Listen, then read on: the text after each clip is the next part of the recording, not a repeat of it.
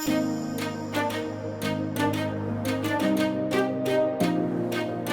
podcast is for general information only. If you're after advice for your own situation, it's best you chat with a licensed financial advisor. Welcome to the Aurellan podcast called Intergenerational Thinking. Now, we've just launched Aurellan, and one of the key things we did when we launched was thinking about our key principles and values as a business. And a key one for me was around this concept of thinking intergenerationally. I was lucky enough to tour Italy, where we went to the village where my dad grew up. And in this village, I ran into a cousin, and that was pretty easy because about 90% of the village have the surname Leva. And it was an incredibly interesting conversation with a restaurant owner, and he was telling me that he was the 8th generation of his family, or our family, to be running this restaurant. And what I found just incredibly fascinating through that interaction was just the way he thought. When you're the 8th generation, the framing you have of managing a business is completely different than, say, a startup. So he was talking to me about balancing, and my Italian's not good, so maybe I didn't catch all of it perfectly, but what I took from him was he's working this balance of respecting the traditions that have made the family business really successful, but realising that he operates in an evolving world. And we really want to bring those principles to Aurellan and talk about that in our podcast. And we'll do that today with our first guest, which is my co-founder of Aurellan, Anthony Edmonds. Anthony, welcome. Hey, Chris. No, thanks. That's a great story too, because I had the good fortune to go to Italy for the first time about 18 months ago, and that's something I really observed. I thought, wow, the Italian people think intergenerationally. Like, I talked to a butcher and he'd been there similar, 6, 7, 8 generations. And I thought of me and the people I was travelling with, actually, as business people. We were very focused sort of on doing everything in our generation rather than thinking about how businesses can, go on almost indefinitely. So I found it sort of was really challenging, really learning experience. So that was super cool. And you don't want to be the generation that is the one that it ends with, right? No, that's right. But a lot of those businesses, are super successful, have their recipe really down pat, but forever refining them as well. So look, Anthony, let's have a conversation about your career. Look, we've known each other a reasonably long period of time, but I suppose have got a lot closer in the last few months when we were sat next to each other on that aeroplane and started talking about the industry. And I think by the time we were in the taxi, we were thinking of putting that into action with Aurellan Asset Management. And it's pretty crazy for me to think back and go, wow, that wasn't so long ago.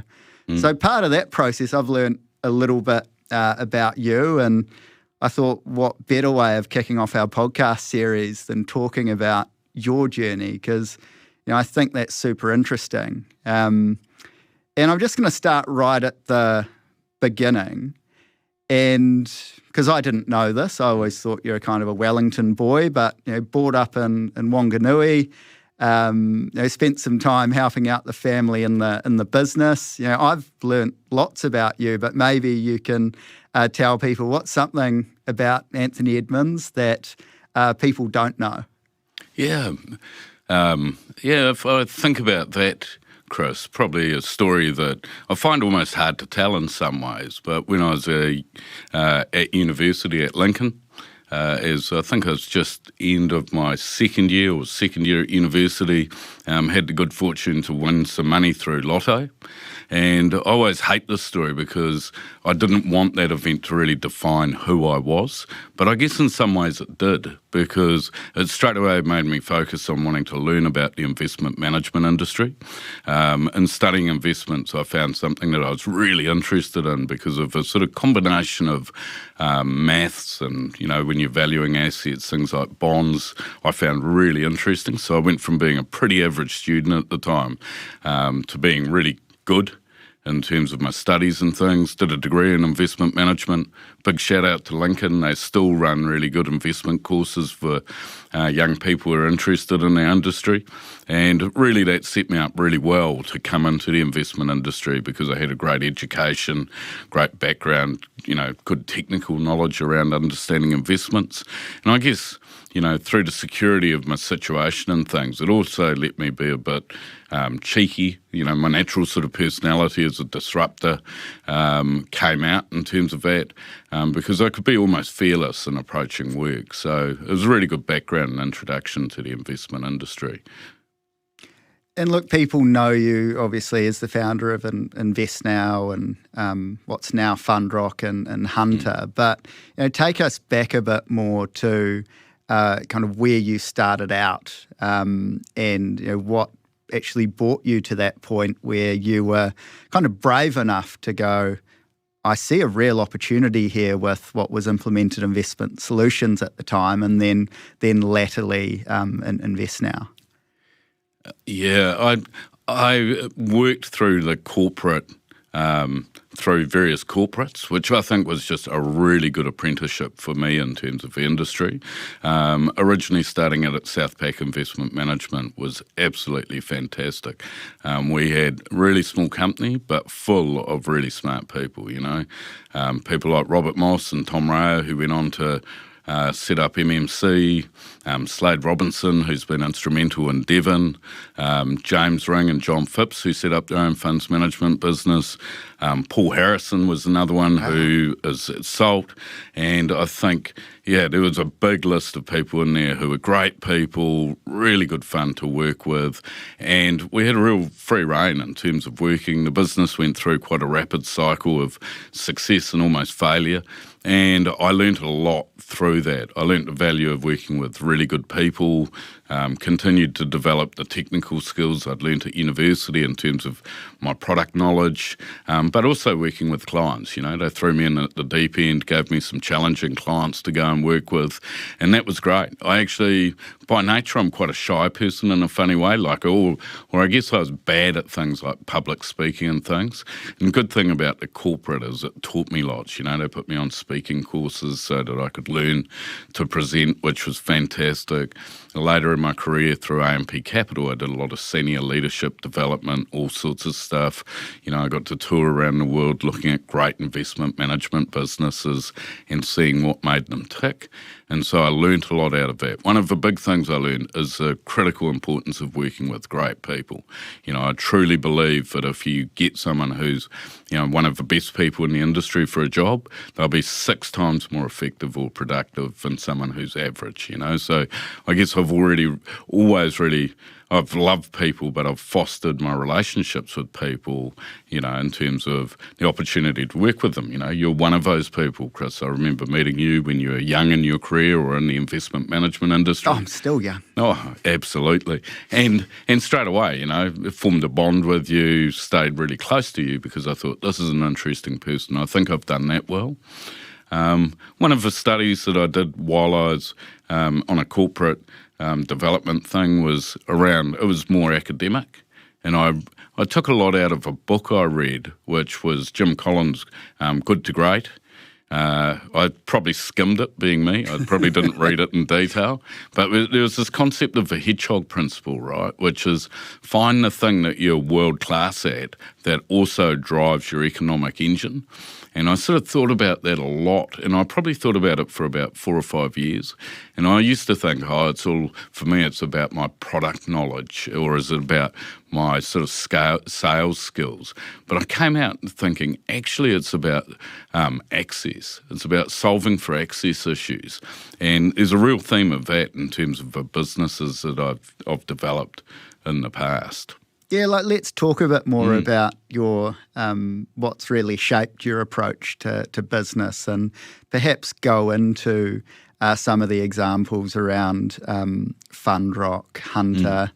I feel like I know the Hunter story pretty well, given that's right. my close relationship with your co-founder there. But yeah, just really interested in how those came about, because this is an industry, right, where it can be tough to get going. I mean, with Aurellan, we're in a fortunate position where we've had significant support from an early investor, but there's a reason in this industry, right, that you don't see many startups. The barriers to entry are really high.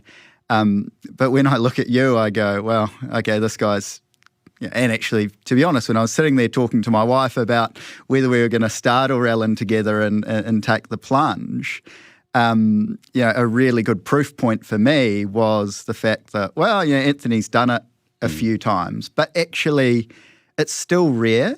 When you look around the industry, there's so many. You talk about Southpack, preeminent, but and maybe you can educate me, I'm not sure what ended up becoming of Southpack. I just know that every second senior person I run into traces their roots back to there. So, let's go to kind of shaping your approach to business and talk about those businesses, because I've learned a bit about it and I've found it super interesting just over the past few months, kind of picking your brain on it. Yeah, and I think as sort of a step into that, Chris, the first thing sort of in my formative years as a kid, my father had a big influence on me, right? Because he was very entrepreneurial, very clever business person. And when we'd sit and talk, often in the car as we'd drive around the country to different jobs he was working on, he really highlighted to me that a lot of people just did not want to take risk in terms of setting up their own business. They were quite happy to live in the comfort of security, right? And I guess out of that, I developed an interest in having my own business. I always sort of thought one day I'd love to do my own thing, but I understood from what I was being taught along the way that was a risky thing to do, and not lots of people had appetite for doing that. And so, I guess it was sort of in my DNA to do that, to start my own business and things. And stepping forward to actually setting up the fund hosting business, which is now FundRock, I was working with Russell in a consulting sense, and the issue they had was they wanted clients to be able to access investment expertise and solutions through PI funds, and yet they didn't want to build them themselves. So, I bravely stepped up and said, okay, I'll set up a business doing this for you, and really develop the fund hosting model specifically for Russell. Now, roll it forward from about 5 years since we'd launched that business, we suddenly realised that we created a business that existed elsewhere in the world. The business was really about access again. It was about global investment managers wanting to come and launch New Zealand funds to access New Zealand investors, and they needed someone with a licence to set those up for them. And so that's what we did at the FundRock business. It was really interesting. Today, FundRock's working with about nearly 30 different fund managers, builds more than half of the funds launched in NZ each year. It's a big business now, really serious business, but super cool to work on the growth of it as well. And look, something we've kind of bonded over a bit in the past is just the power of the PI fund, right? And someone asked me about it the other day who wasn't in the investment industry, and I kind of likened it to the adoption of cloud, right? Yep. So you go, back in the day, we used to have these hard drives, rooms, and we'd have fans going, which actually came in handy once before a client meeting where I spilled stuff all over myself, and the receptionist at Mercer said to me, go into the server room and dry off. That worked really well. That's one of the downsides to the cloud. But we're seeing that move and adoption towards the cloud, and that it's happening. And I actually liken that to what's happened with funds, because we used to access these global funds and they just weren't tax efficient, right? You wouldn't get to deduct the fees, you'd lose all the tax credits. And just like the cloud, moving to a PI, it's better for the investor, it's cheaper. And I don't want to preach kind of too much here, because we're both the converted, but at the same time, like cloud, adoption takes time. It's in your head, you go, it's the best thing, people will move to it straight away. But actually, that adoption has taken time to really get through. So that, you say, a big number of investment managers moving to it. I mean, what could that number be in 5-10 years? Hopefully it's double that again, right? Yeah. Look, it's been amazing. Remember, Pi was introduced in line with KiwiSaver, so it was 2007 when they developed the concept of Pi, created a tax incentive. It was a deliberate incentive to try and get people to save, which still persists today. And the way that Pi's actually work, incredibly elegant. I know when we talk to offshore fund managers and they start to understand how they work, how tax is actually calculated or paid at an investor level rather than a fund level, they're hugely envious of how almost elegant the Pi solutions are. But it's taken an incredibly long time for what I would call conventional wisdom to change. Pre-2007, managed funds actually were broken in a tax sense. People invested in direct shares, direct bonds. They went to their broker. Now, it's taken almost to today for the industry to really embrace the change, the move. Now, though, we're seeing big moves in terms of investors. Recent changes. For a different day, we can talk about family trusts. Now, family trusts, you just want to be in Pi funds for the tax benefits they create. If you're not, you probably need to go away and learn. Certainly your tax accountant will be chasing you around telling you about the benefits. So really interesting to see how long it takes for an industry to change and that evolution to take place. And I suppose one of the really cool innovations that I've seen across investment management since I've been involved in it is accessibility, right? So, call it 15, 20 years ago, and I've marvelled at this actually long before we met, just at the fact that you used to be able to have to be quite wealthy to actually get access to investments. And KiwiSaver changed that a lot, right? Gave people access to managed funds through their KiwiSaver. And on the direct asset side, there's so many platforms now that if you want to buy a share in Apple or something, you don't have to pay a really kind of high commission to do that. There's great accessibility through tech. And you've played a part in that, right? Because it was hard to access managed funds, and InvestNow really helped people get access to the market. So talk me through that from, idea to perhaps some of the challenges you had along the way. Every tech project that I've ever been involved in tends to take twice as long and cost, 5 times as much.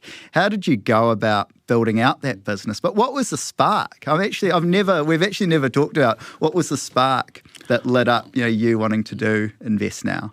I think for me, the spark was probably pre-2000 in terms of it. It's quite interesting to think back to there. I'm pretty sure we hadn't, it'd actually be even before there, but it wasn't long before there that we really started using the internet for the first time in business.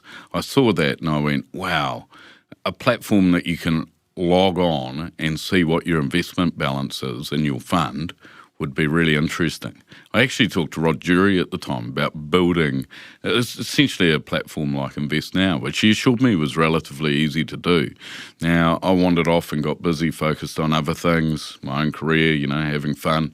But in 2017, roll right forward to there, I looked at the market and realised that there were very few platforms. I think the only investment platform in the market was Rabo Direct. And I looked at the technology and things at the time and said, look, this just has to be a better solution, having a single point that you can log on to and buy and sell managed investment funds. And so, that's really where the idea for InvestNow came from. My learning through corporate life was often building a platform like that was really technically difficult because all the excited software developers and things would try and do too much. So we kept the premise really simple. We said, first and foremost, we've got to build a platform that people can log on and see what their portfolio's worth, right? Then the only other things they need to do is be able to see what's in their portfolio, like which funds, and then the icing on the cake will be, can they buy and sell those funds? Now, it goes back to this access issue, right, where InvestNow was all about individuals being able to access a whole range of really great investment funds all on one platform. But the platform also is really attractive to fund managers. Often fund managers aren't very good at distribution, right? And I knew this from my career. And so giving the fund managers a platform where they can access their investors is super attractive for them. So we had a lot of fund managers who then wanted to work really proactively and in a supportive way with driving clients to invest now. Probably got lucky, Who saw COVID coming? Yeah. I know we didn't. Like the boom in terms of online investment platforms through COVID, like we think what happened was gambling shut down. Right. And that people suddenly were like, oh, what do I do? Well, I'll go and get interested in investment platforms.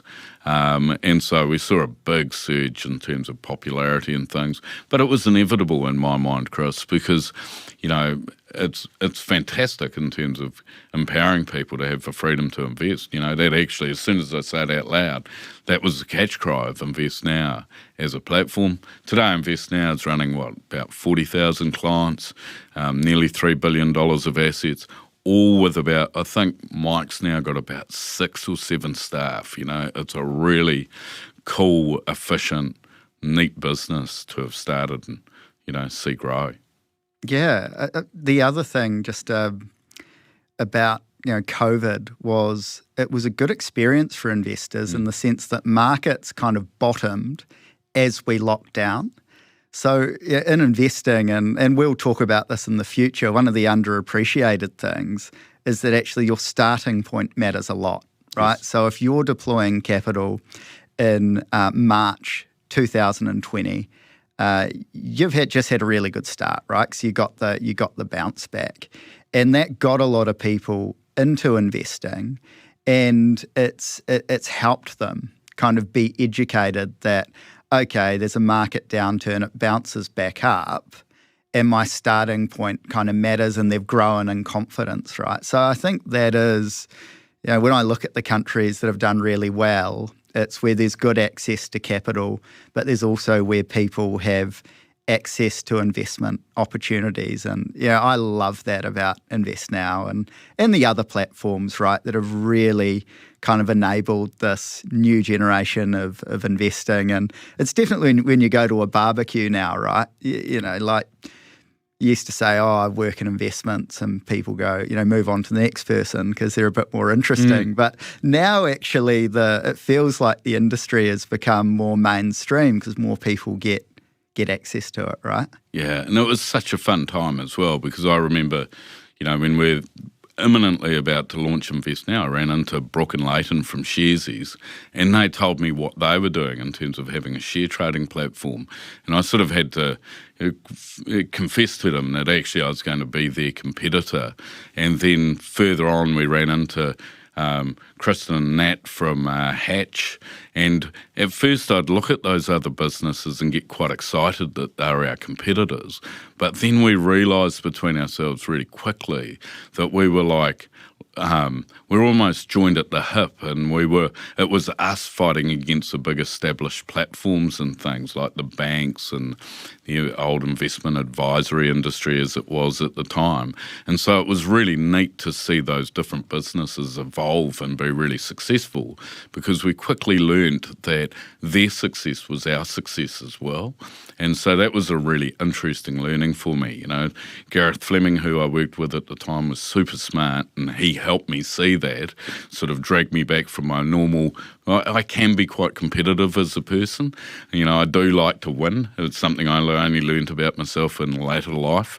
Yeah. And so I found it quite interesting to have to sort of, calm down that sort of aggressive part of my competitive nature and go, actually, we want to see Sharesies win. We want to see Hatch win.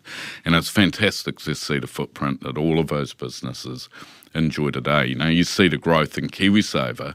It's all the minnows emerging now to compete against the sort of traditional players. Super cool environment to see play out.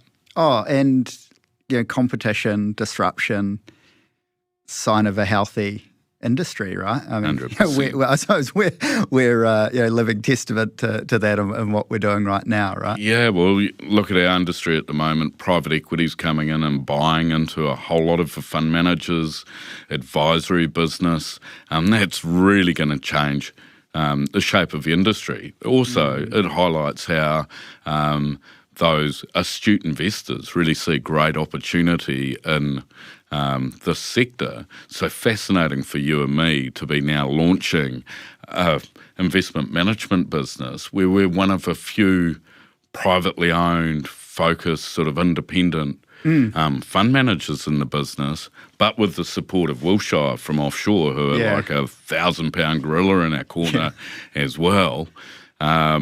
A really interesting time because we're going to see a lot of change, I think, roll forward and as to be a honest, result of that. that's the constant of the industry, right? Like if I look back, I started out at AXA AMP and then went to Mercer, and if I look at who like the heavyweights were back then, it's changed so much, right? They don't exist, right? Yeah.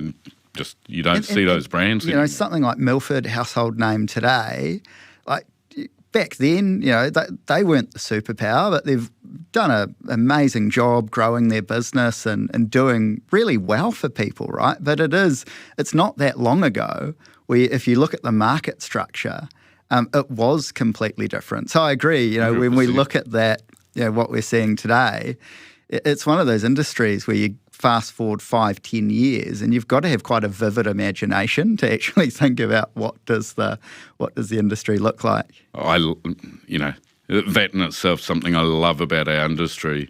When people imagine the future, it's almost impossible to get your head around that, Yeah. Think back in an investment context, like you talked about the COVID period.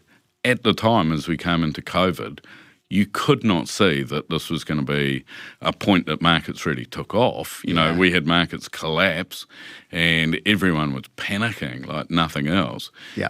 You can't think, it's very difficult to think out into the future. Oh, yeah, and that behavioural... behavioural stuff is fascinating right now, industry. Hey, I'm going to move to a segment of the podcast where, I ask the guests about something that they have bought that they really like, that is kind of perhaps a reflection of their personality. And I don't actually know what you're going to cover here because we haven't talked about it, but I'm going to guess it's something outdoorsy, just kind of getting to know you. And you'll probably know with me it's something to do with the kids, so I'll probably be talking about one of Campbell's buggies that I took on our recent family trip. But yeah, tell me about something that you've kind of bought and that kind of maybe reflects your personality and a bit of you. I had to pause there for a second and think because I was going to talk about my epic fly rod that I bought last week, which is a beautiful New Zealand handmade fly rod. But since I haven't actually told the wife about that, I might park that one. And we'll go to something she knows about, which is my Zeroed bike, right? So this is a mountain bike and it's called Zeroed. Right. And it's a New Zealand built, actually Wellington built mountain bike, okay? Shout out to Ali Quinn and the team out at Zeroed, out at Miramar.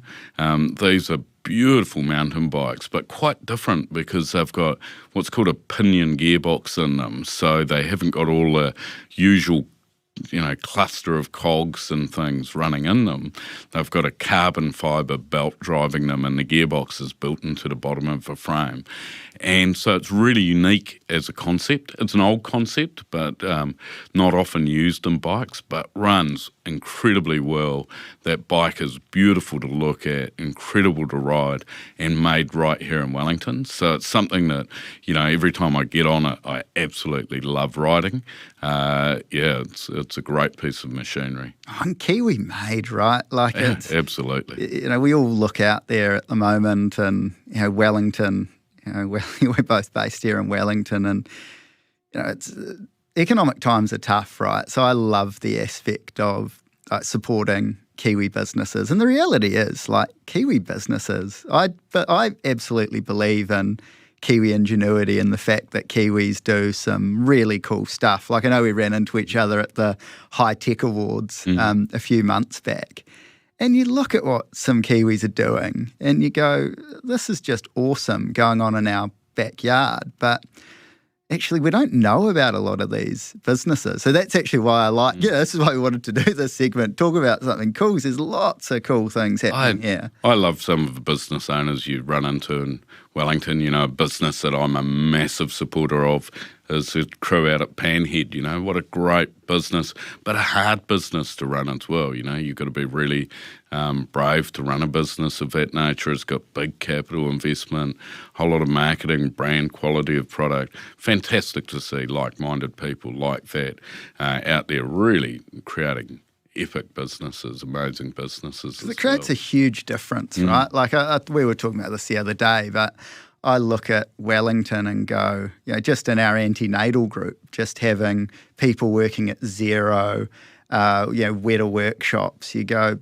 these are jobs that have been created through people working on really cool things and creating really a vibrant industry and well-paying jobs in New Zealand, right? So that is, that requires capital investment, which can be hard to get here in New Zealand, but there is some just massively cool things going on. And look, you know me in terms of the work that I'm doing in the sort of mountain biking sector, or have done in the mountain biking sector. For me, a really big part of that is that activities like that, being able to get out on your bike before work. I ride nearly every single day in Wellington before work. Those are the sort of things that people want to do in terms of living here, and it attracts those entrepreneurial sort of people into an environment like this. I really found that when I got out on my mountain bike and I stopped finally and talked to the people around me, there were so many of those business owners out there riding right on the fringe of the city. It's so important to have activities like that, to have a work-life balance that we require in terms of, people. Well, I certainly find that, if I don't get out and ride and do those sort of things, I get quite cranky. So having that sort of balance is that'll be good for me. That's good for me to know. Early in our business relationship. Hey, Anthony, I'm going to ask you some kind of quick fire questions now, just to dig into some of your interests a little bit more. So let's go into what's a book you recommend? A book that I read I love is Buried in the Sky. The story is about a disaster on K2, and it involves 3 different climbing teams, all with Sherpas who speak different languages, which really results in a catastrophic sort of tragedy. But it's a fascinating book in terms of the insight to the people involved, but also how one little thing can just create mayhem and disaster. So highly recommend that book. Right, I haven't read it, so I'll add it to the list. What is something that people might not know about you? So something that hasn't, Lotto was kind of a bit of a novel one to me, but anything else? Not know about me. I'm taller than I look on a video podcast. Oh, me too. Yeah. Exactly. I can't really think beyond that. Oh no, look, I'm a pretty open book. That's fine. What's one lesson you've learnt kind of the hard way? Yeah, I think probably as I get older, the thing that I learn is that stuff hurts more, right? I come off my mountain bike or my snow skis, and nowadays it hurts, like I sort of crashed and smashed my hand the other day. And you might not cry nearly as much as you get older, but certainly things don't hurt any less. They hurt a hell of a lot more. The ground is hard. The ground is hard. That's a good insight. Yeah. And I'm interested in this one. I think I know the answer. Coffee, tea, or do you like something stronger? I'm pretty balanced. So I have a cup of tea every morning, a cup of coffee. I'm good on a cup of coffee, and, I do enjoy a couple of drinks. I enjoy supporting the team out at Panhead and keeping them in business as well. So I'd like to think of myself as quite rounded when it comes to consumption of all of the above. Awesome. Well, I think that's time for a wrap. We've learnt, and including me, a lot about Anthony. As we launch Aurellan and get into launching our products in the coming months, we'll definitely bring you more. But today was really about giving you some insight into Anthony, who's a key founder of our business. We've got our website at You actually don't have to do that www anymore, do you? So I'm probably showing my age there. You don't have to do the HTTP. I didn't know that. / either, Anthony, just so you know. So you can catch us on Aurellan.com. We'll be sending content through podcasts, but also research. So if you sign up to our LinkedIn or online, we're happy to send that content through to you. Thanks very much. Thanks for listening to the Aurellan podcast. Everything we've shared is general information only, not financial advice. If you'd like guidance in your own situation, please talk to a licensed financial advisor.